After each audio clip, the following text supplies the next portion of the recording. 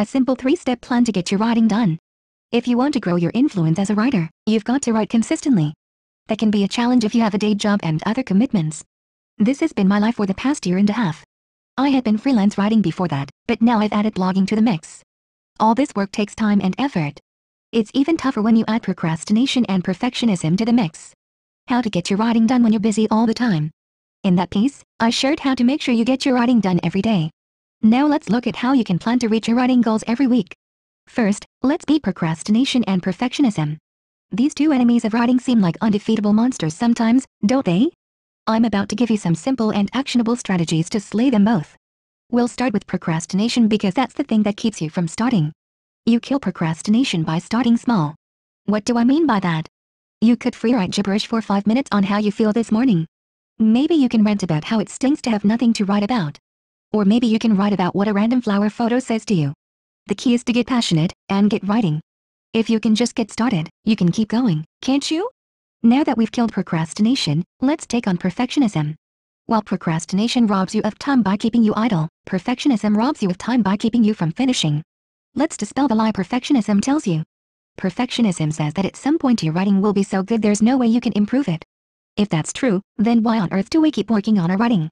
Never thinking it's good enough to release to the world? Guess what? You're not perfect. Your reader isn't either. So just do the best you can and get it out there.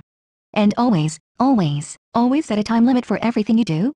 Writing, editing, formatting. You'll get better the more you do this. And who knows? You may find your engagement with readers is as good or better when you set reasonable time limits. Now that you're armed for the battle to get your writing done, let's get down to the productivity plan. Step number 1. Start on Sunday. I found it's better to think backwards when it comes to being productive. When Sunday rolls around, think about what you'd like to have finished by next Saturday. You can start with a list of endless possibilities. Figure out how much time you have to write and divide into it the number of pieces you want to get done. Here's a quick guide to budgeting time for a piece like this one. 3 hours. 1 hour of brainstorming and research. 1 hour of writing the draft. 1 hour of editing and formatting. When you run out of time, hit publish. Don't worry. If you don't get the engagement you want, you can do it all again tomorrow. You get better by doing, not by getting stuck. Step number 2. Divide your list into can-dos and must-dos. This is so important. And it's a super easy way to prioritize. When you go to the negotiating table to work out a deal, you win if you decide ahead of time the minimum you'll accept. You win as a writer when you decide how much you must write this week. Anything more is a bonus. Photo by Catherine Livery via Unsplash. The must-dos are what you do first.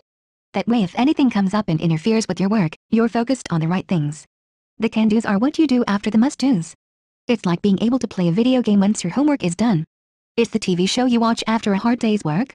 It's great if you get to do it, but it won't be a tragedy if you don't. You can always do the can-dos next week. Or the week after. Or never. Focus first on the must-dos and you'll always get the important stuff done. Step number 3. Evaluate your progress every night. You've got to stay on top of your production if you want to meet your goals. It's easy to do this. Look at your must-dos. How many of them have you finished? How many are left? If it's too many, move some to the can-do list. You'll figure out what you're capable of. Once you do, make your must-dos just that.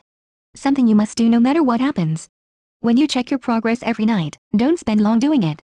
All you have to do is see where you are, and what's left to do. Knowing this will help you budget your time effectively for the rest of the week. When Saturday rolls around, use what you learned this week to plan for next week. Now go write. This 3-step plan is easy to use and super effective. It's allowed me to get a lot of stuff done for the past 2 years.